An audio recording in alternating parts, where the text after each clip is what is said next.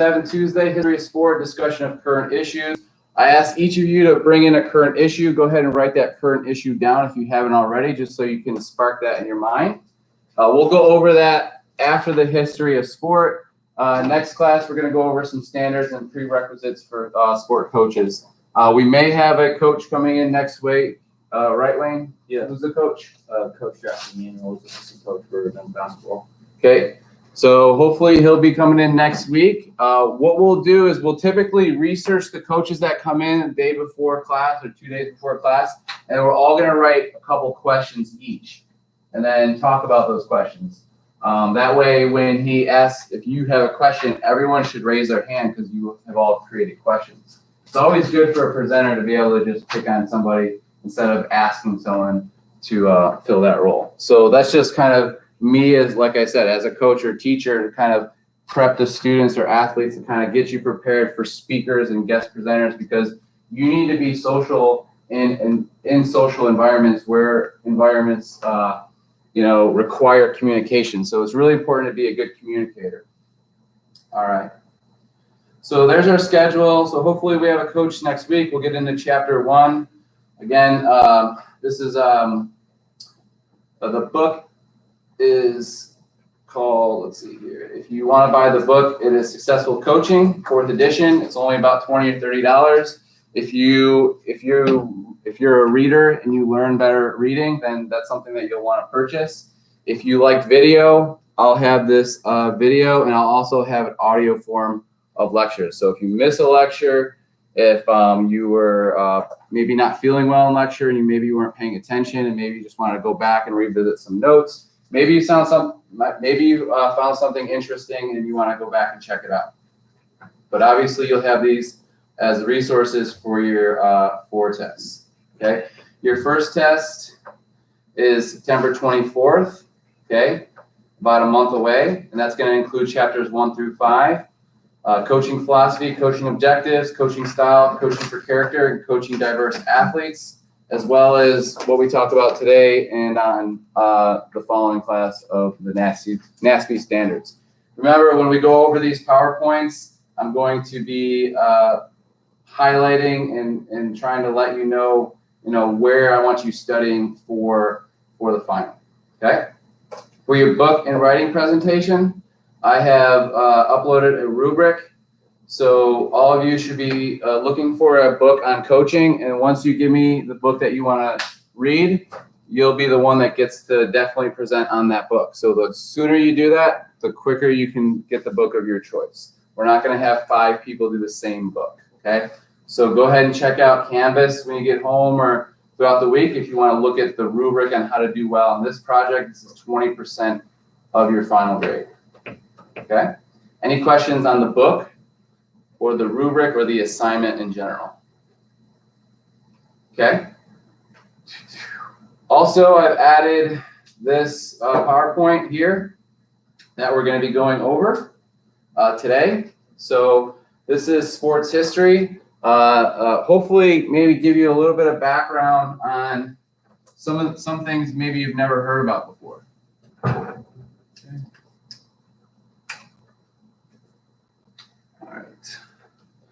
Let me just set this up real quick.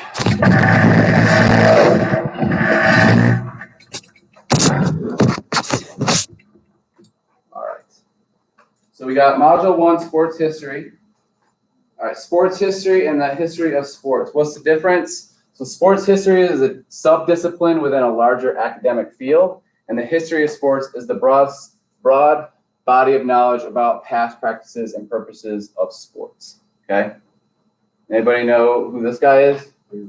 What about this guy? I don't know this guy. I was just wondering. I thought it was like Mickey Mouse, but here's an old picture here. Not sure what that is. It looks like a big bowling ball or something. So where sports originated from? Mostly Europe, Asia, and America. America obviously is the latter.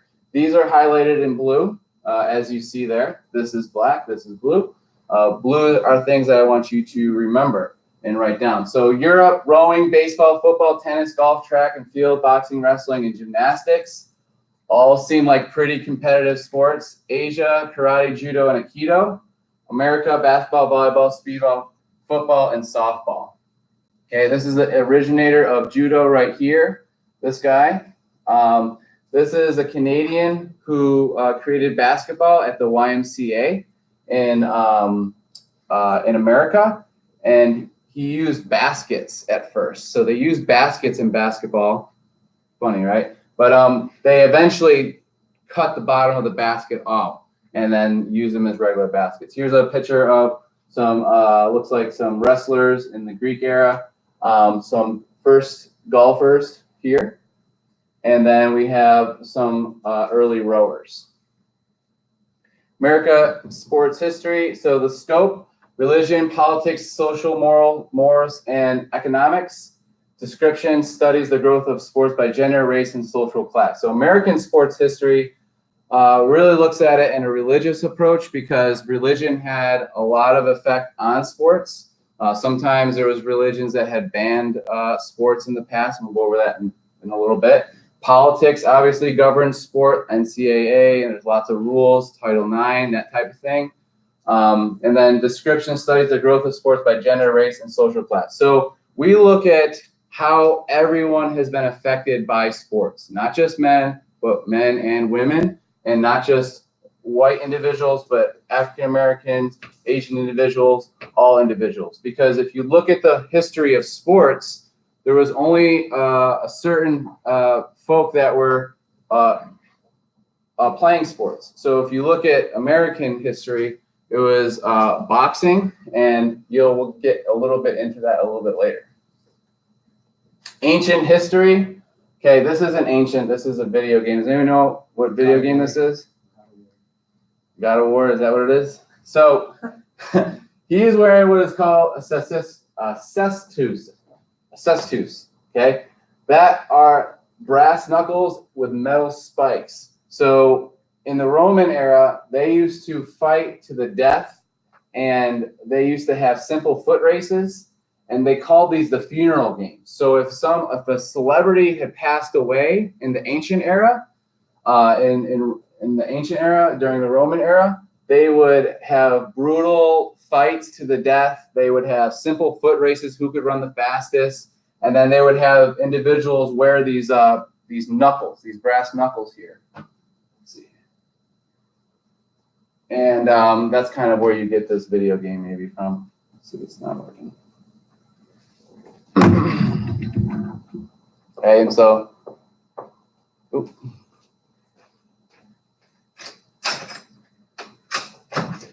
hey, that's all right. All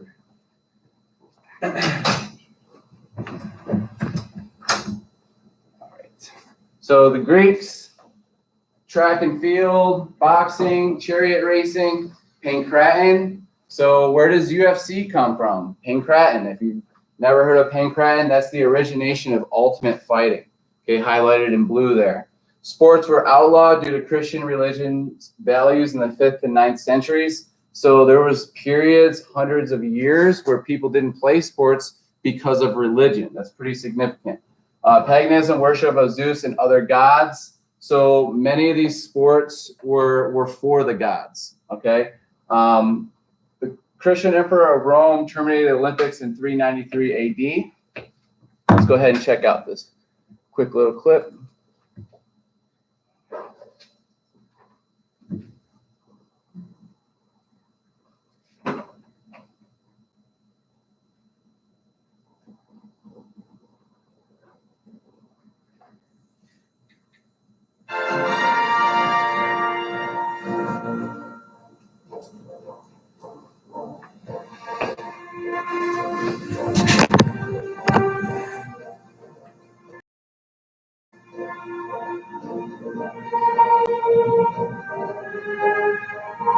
Has anyone been to Europe and seen any of these buildings? Raise your hand. Nobody's been to Europe in here? I haven't either, so.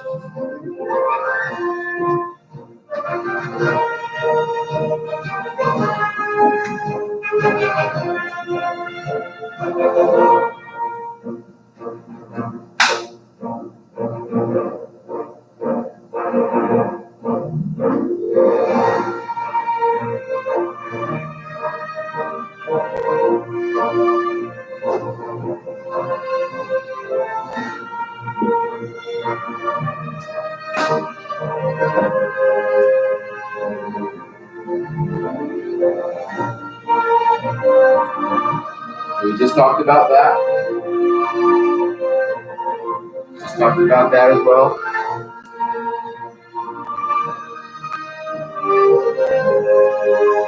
So you see how many years it took for it to come back?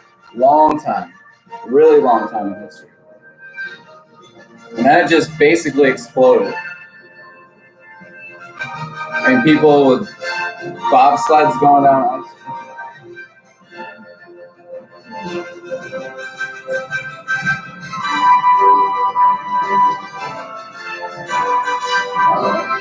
That was just a quick little graphic video. So 10th to 16th century, that's when you started seeing more military-esque type of sports like archery, fencing, boxing, swimming, horsemanship, gymnastics, tournaments, and more military-style types of sports. During the Renaissance time, the Protestant Reformation and Puritanism time, there was negative effects and sinful behavior. And so acceptance, utilitarian, hunting, fishing, barn raising, and quilting and cooking were the basic premises of sport during that time.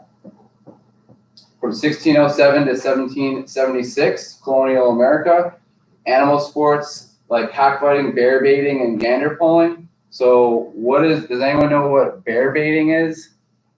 It's a sport. They still do this in Germany and Russia. Okay, they bait a bear. They put it on a chain, and then they allow dogs to go after it. Okay, and they call that a sport. Okay. Gander pulling. Has anyone heard of gander pulling? Okay, they ride a horse, they look for a goose, and then they yank its head off. So that's gander pulling. Okay, so these are some of the barbaric early sports that we've kind of, I mean, we haven't taken all of our sports from, but this is what was entertaining humans in 1607 to 1776. Okay, cockfighting, that obviously happens still, I'm sure, in America. There's dogfighting too in America still. Rat killing, I'm not sure if that happens anymore. So there was tavern activities like cards and drinking and poker, socially acceptable sports like horse racing, hunting, and fishing, and lacrosse. Does anyone know where lacrosse came from in 1636? Or who was the first culture to create lacrosse? The Native Americans. Good. Okay, so from 1607 to 1776, boxing. So individuals who were slaves could result in freedom if they won the fight. Okay, so people that African Americans that were enslaved, if they were a boxer at that time, they could win their way out of slavery. Not that it was still a good time to, be an African American in America, but it did give them a lot more freedom than slaves, obviously. So that was a big kind of, I can get out of slavery, maybe I can go box. But as it became more popular, white fighters replaced the black boxers. So as it got popular and African Americans started getting a lot of attention, the white individuals wanted it as well. Kentucky Derby, 1875, 14 of the 15 jockeys were black, and Isaac Murphy, a black jockey, won 3 times. So a lot of these individuals were African American. Organized sports in America, the first baseball team, the New York Knickerbockers in 1840s. Okay, a social club composed of professional men. Emphasis on winning changed membership rules to allow more men to participate. Here's a logo from them, and here's the original team right there. Collegiate sports, baseball rules. So you used to be able to throw the ball at somebody. That was called a plug and soak. Okay, you used to be able to throw the ball to get them out. And I think that's how we played growing up too until we learned the rules. But hitting the runner, that's what it was. And then balls caught on the first bounce was also considered an out in baseball when it first originated. So that's also a good thing to do for if you're working with children and you're playing a game and you want to help increase the outs. You could have them use that rule. Football, or soccer. There was 25 men on each side in the 1870s. I started running with the ball after the Harvard team met Canadian McGill team. 20th century, 10 yards for first down. So I don't know why that says soccer. It should just say football, but this is American football. Not sure why that says soccer. Collegiate sports, administration control began as the NCAA. So the NCAA was basically an administration control because they started seeing injuries. They started even seeing death in football. And we're obviously seeing injuries and significant loss of high quality life because of football, because of concussions, because of back injuries, right? So NCAA was derived in 1906. You should know that. And administration control was a result of injuries and death. And it was obviously in academia or in the college, in the universities. Okay. Collegiate sports, physical education. NCAA was responsible for starting collegiate sports. You should know that. In 1892, Amos Alonz Stagg was the first coach and physical educator. In late 19th century, medical doctor, head of the department. So the first physical education department was actually derived by medical doctors. The Health and Applied Human Science Department here at UNCW, which is going to be that huge building next to McNeil, started as a physical education department. Physical education was basically a way of teaching people how to be physically fit and healthy because it had never been done before. So it wasn't until the late 19th century where people started learning how to be physically fit and healthy that it was actually mandated in college, okay? The education extended beyond health to skills, sportsmanship, and knowledge of sport. So this is huge. Beyond health to skills, sportsmanship, and knowledge of the sport. So knowing how to play the sport, knowing the rules, right? Sportsmanship, probably the most important part about sports. And anyone see Dayball's latest interview from coaching the other day? Let's see if I can find it. I think I got the quote. I don't think it's Dayball. It's the guy from Alabama. Yeah.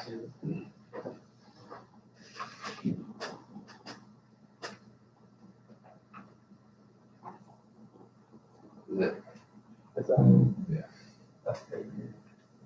See if it comes up.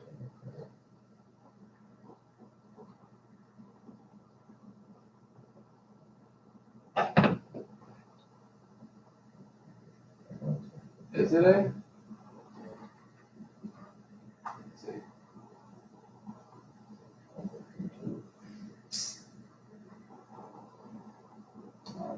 I don't know. We're talking about just the new player. Yeah. Second That was like an old one too. Well, that's what I'm trying to look for, though. Second check. It's called Second Chances. Okay, yeah, this is it. So, Sling knows you can't miss the best of college football. That's why we give you the ESPN coverage you love and more. Try to ask you about it. Doctor. Try. so he's going to be asked about a player on his team who made a mistake. And maybe a traditional coach would throw that player off the team. But now we have more cooperative coaches and coaches like Saban. So does anybody know how many times he's won the national championship? 7. He's around 7 championships. Okay, at the collegiate level, and he is always surrounded by new assistant coaches because all of the assistant coaches he gets, they all go to either NFL or better teams, and they all get like head coaching positions. So this is his take on when players make mistakes on his football team. Ask you about how you feel like DJ Pedway's played this year, and also I guess he got his degree recently. How gratifying is it to see him make the most of his second chance back, you guys? Well, I think, he's done a really good job. DJ's done a really good job for us all year long. He's a hard worker. He's certainly been productive for us in the games. He's provided a lot of depth for us. He's been a starter at times. He gives us something in pass rush that we don't have enough guys that can do that. You know, with some of the bigger guys we have to play with on rundowns, he comes in and plays a real critical role for us. You know, I think sometimes players don't understand how important roles are. You know, you got a guy that plays a role in a passing situation, or you got a guy that's a 6 DB or whatever, all right, and all of a sudden they don't. That's a critical role. You know, it's a critical role to get off the field on third down. But yet, just like a middle reliever contributed, or do you want him to be here, Brett? Where do you want him to? Why don't you give him another chance? There's not enough for us to know. There's always, All right, here we go. you know, there's always a lot of criticism out there when somebody does something wrong. Everybody wants to know how you're going to punish the guy. All right, but there's not enough for 19 and 20-year-old kids, people out there saying, why don't you give them another chance? All right, so I'm going to give a speech right now about this.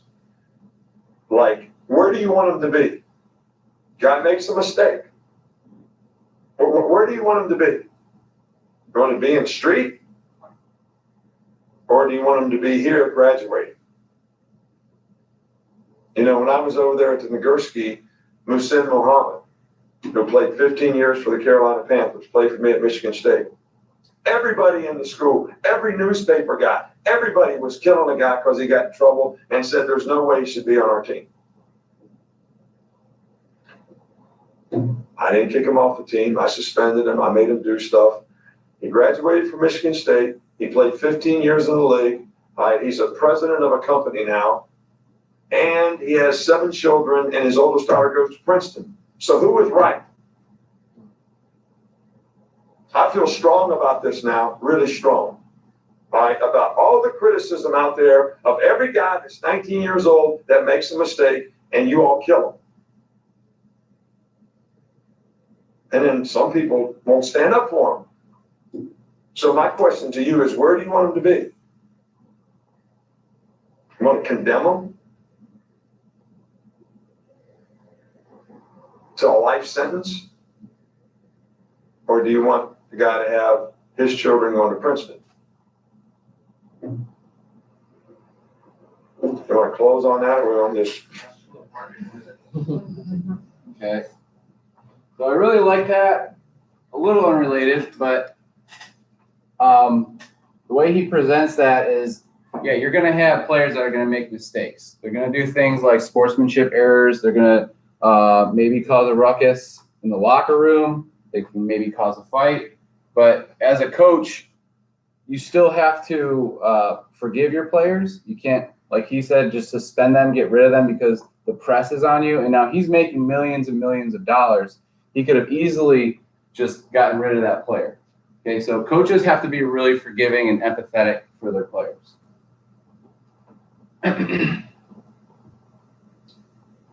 So collegiate sports, when women started participating in sports in the mid-19th century, it was basically only upper-class females, okay? And the sports were croquet, archery, and tennis, okay? Only accepted if considered social affairs, and they were non-competitive. And then in the late 1990s, bicycling was a sport and an activity that females started engaging in, okay? So sports obviously happened a little bit later for female than it did for men. Women's sports began 40 years later than males. In the 19th century, it became educational curriculum. And so physical education, health, and social interaction were all mandated in the educational curriculum. Okay, so here's a picture of a physical education class in the 19th century. And what do they all have in their hands? What are those?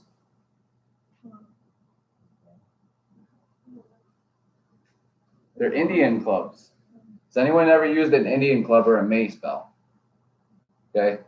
I use a mace bell and an Indian club. Okay. Indian clubs are great for throwing mechanics, and I'll bring one in if you want me to show you how to use it. but they're basically made out of cast iron nowadays, but you could find them made out of wood. And that was a way that people learned how to use the range of motion, also build strength in the throwing arms on both sides of the shoulders. So they really had it down, I think, in the 19th century, because the things that they were doing when it comes to gymnastics, when it comes to range of motion, when it comes to physical performance, definitely is way different than the physical education curriculum that we're a part of. We typically have about 10-minute time where we introduce the topic. We get them in groups, about 30 kids, not enough equipment. They had big areas, and they really were ahead of the time, I think, when it comes to fitness. And now I think we've kind of digressed a little bit. Collegiate sports. Okay, so women's physical education, 1860s bowling, boating, ice skating, archery, swimming, and horseback riding. In the 1890s, tennis, baseball, golf, track, and field hockey. Volleyball and basketball. Basketball was the first intense game, and Sandra Barrison of Smith College and Clara G. Barrett of Sophie Newcomb College were the first basketball players to start that. Now check out these uniforms they had to wear here. They look like dresses. So that was a uniform in the 1800s, women's playing basketball. Okay, here's field hockey, women's team, and then here's the ice skater. And then we have a rower up top. Okay, collegiate sports. So varsity athletics, women's were not allowed to participate. 1920s and 1950s, play days and sport days were promoted. So it started to be more normal for people to have like play dates or like go out and do a sport. And then 1920s and 1930s, collegiate sports started to grow. Track and field and softball were considered too masculine for women during this time, and basketball, softball, track and field were adopted by working class females. Opponents' opinions eliminated highly competitive athletic programs. So who do you think were the opponents of working class females playing sports? What kind of men? Okay, high class, upper class white men were, they didn't like that. They didn't want women, quote unquote, to be more masculine, and that's what eliminated some of the highly competitive athletic programs. Okay, so women and individuals basically who weren't white men in America in the 1920s and 30s had it a lot harder, and it was a lot more challenging for them to get healthier and fit.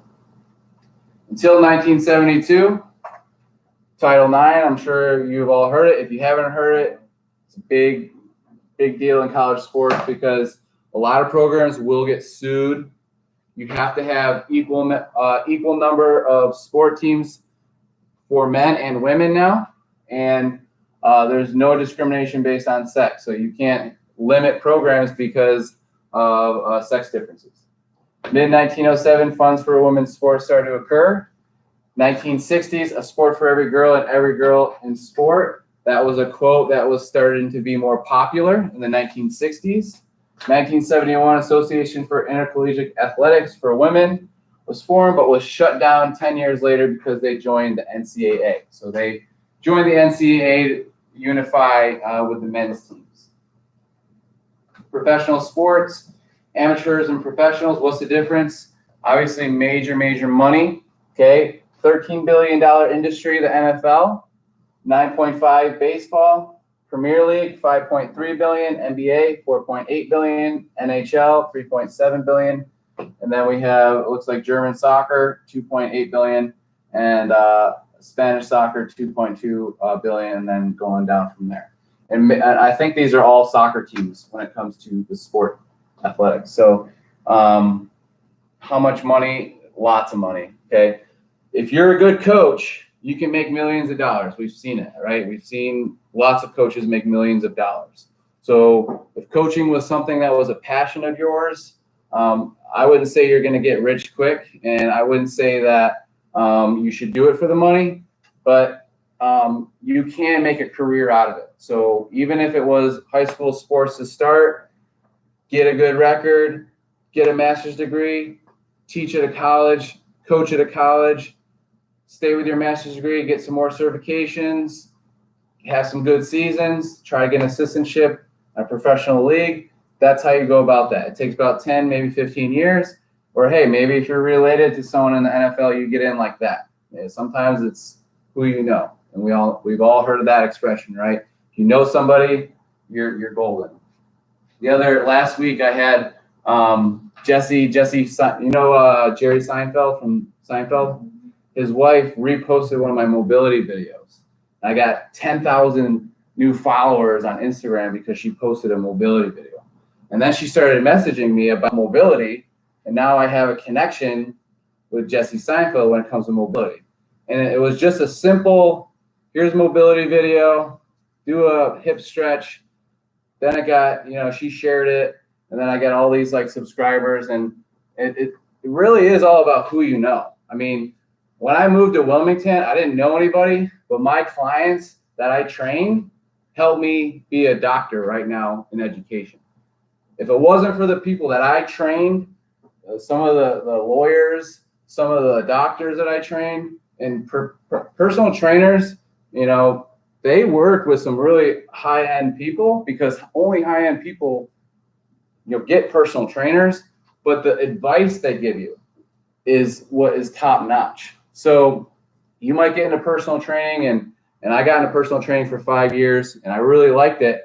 And the relationships I developed really helped me kind of learn education, learn, the ins and outs of business. Boxing, organized professional sports in the USA. So that started to occur in the mid-19th century. Professional sports, boxing, there was slaves that boxed, whites got involved when money got involved. And then Jack Johnson, if you've never heard of him, he trailed Tommy Burns and eventually became the first heavyweight black individual champion of the world here.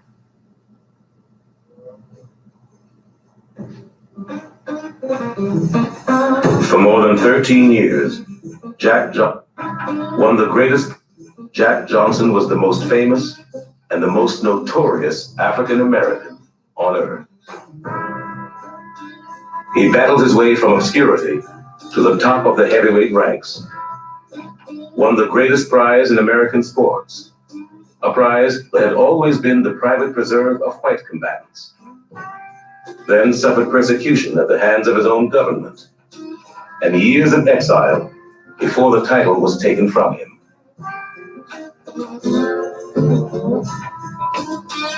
And he did all these things during the years which marked the low point of African American life after emancipation. Abandoned by the federal government, denied the vote if they lived below the Mason-Dixon line, and living under the constant threat of mob violence, Black Americans at the turn of the 20th century were no longer enslaved, but not yet truly free. Jack Johnson insisted on being free. When whites ran everything, Jack Johnson took orders from no one. While most African Americans struggled merely to survive, Jack Johnson reveled in his riches and his fame. When Black Americans were expected to defer to whites, Jack Johnson battered them to the ground. And at a time when the mere suspicion that a Black man had flirted with a white woman could cost him his life, Jack Johnson slept with whomever he pleased. To most whites, and to some African Americans, Johnson was a perpetual threat, profligate, arrogant, amoral, a dark menace, and a danger to the natural order of things. The real Jack Johnson was both more and less than those who loved or those who hated him ever knew. Just remember, he told a young reporter not long before he died, whatever you write about me, that I was a man. Yeah, that's a really cool series. You should check it out.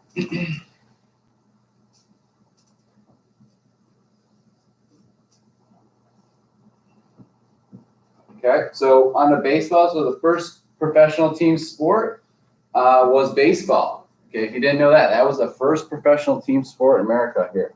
1869 was the first baseball team, the Cincinnati Red Stockings. Okay, I don't think that's still the case. I don't think they're the Red Stockings. Cincinnati Reds, right? Okay. 1857, National Association of Baseball Players, NABBP, an amateur league came out. Washington Nationals versus the Red Stockings was the first game.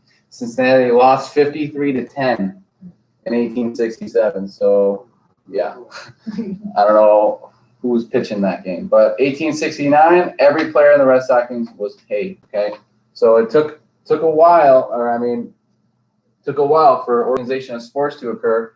So what was the first team of baseball? Yeah, so they were the first team, but that wasn't a professional league yet. Okay, this was the first professional league, so that's a little bit different. So there might be a trick there later on. Professional sports here, 1871, the NABBP changed to the National Association of Professional Baseball Players. 1876, National League of Professional Baseball Clubs, NLPBC, and then the power shifted from the players to the owners. More than just a pastime, it started to become an enterprise. So obviously we know where professional sports have taken us. They've taken us to obviously a lot more money. Jim Crow laws, black and white players could not be on the same team. So you should know that. That's what the Jim Crow's law was. It separated individuals. And in the 1880s, African Americans formed their own league. Okay, in 1920s, marked its success. Kansas City Monarchs and the Homestead Grays from Western Pennsylvania faced off. 1930s, formation of the National and American League. Okay, African American leagues never reached the same financial stability as the white leagues. Produced amazing players: Ruth Foster, Satchel Paige, Josh Gibson, and Cool Papa Bell. Ty Cobb, Babe Ruth, Walter Johnson, and Dizzy Dean. Professional sports, 1903, American League was a part of organized baseball. 1897 and 1947, National American Leagues were only made up of white players. And in 1947, or I think it was 1947, Jackie Robinson joined the Dodgers. Okay, or sorry, way past that, 1952. I was like, what is that? Okay, I thought the 42 one. So, has anyone seen the movie? Raise your hand if you've seen the movie. You have it on your Netflix? Satchel Paige, 1948, joined the Cleveland Indians at the age of 42. He was baseball's oldest rookie. Professional sports, the AAGPBL lasted until 1954, almost 10 years after World War II. And in 1995, semi-professional women's league, baseball league was formed, the Silver Bullet. So that's a picture of the first semi-professional women's baseball team. Professional sports, football was the next sport to become professional. College coaches were afraid of players would skip and go straight into professional leagues. And college football brought in a lot of money. Professional sports, in 1895, football became professional. 1902, Canton and Massillonian of Ohio, first all-professional teams. Backed independently by wealthy men, no organizational structure yet, and corruption. Coaches paid their players to throw games. So there's a lot of corruption in the early football days. Gambling affected game outcomes as well. Professional sports here, 1920, American Professional Football League Association appeared. Two principles to please the colleges: stay away from players until college eligibility expired. Broken by United States Football League drafted Herschel Walker from University of Georgia after his junior year. Teams would not steal players also. Professional sports, APFA changed to the National Football League. 1950 divided into the American and National Conferences. In 1966 was the first Super Bowl. In the 1890s, basketball for white males. In 1898, National Basketball League appeared. 5 to 6 years later, it folded and did not reform until 1925. 1937, National Basketball League formed again. 1949, merged with Basketball Association of America to become National Basketball Association, or the NBA. 1967, American Basketball Association was formed, and it merged with the NBA in 1976. Prior to the 1990s, the only professional basketball team for women was the Redheads in 1930s. Okay, overseas at college, after college, if women wanted to pursue professional play, so they had to go overseas if they wanted to play professionally. In 1996, two professional women's leagues formed: American Basketball League, 8 teams and 2 conferences, and Women's National Basketball Association, summer of 1997. So that's what, 20 years ago? It's not that long ago. Professional sports, 1970s, Title IX allowed for more opportunities for females in schools, but professionally, it was still a man's world.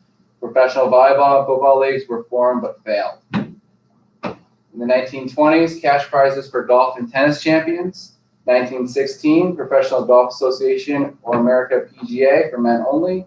And in 1950s, Ladies Professional Golf Association.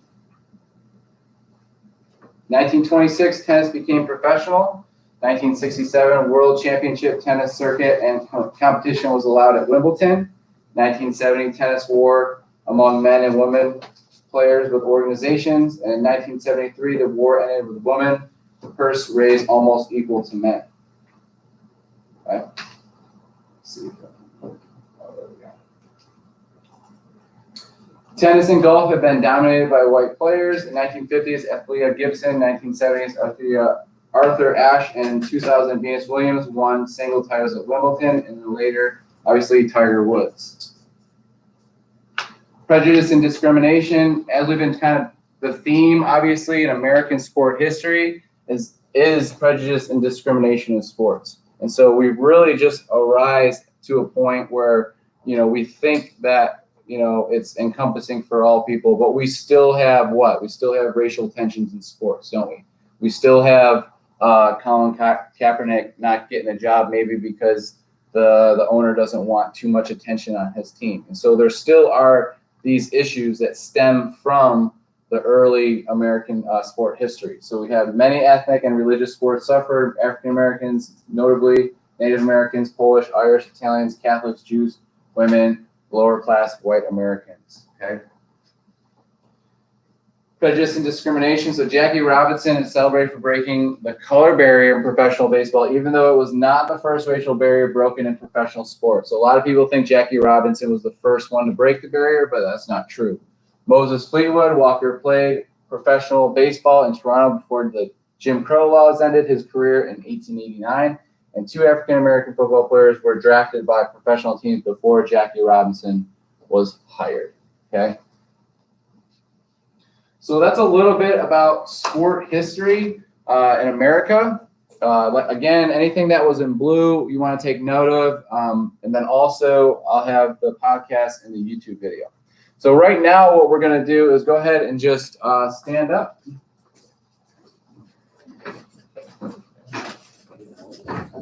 Just kind of stretch out a little bit.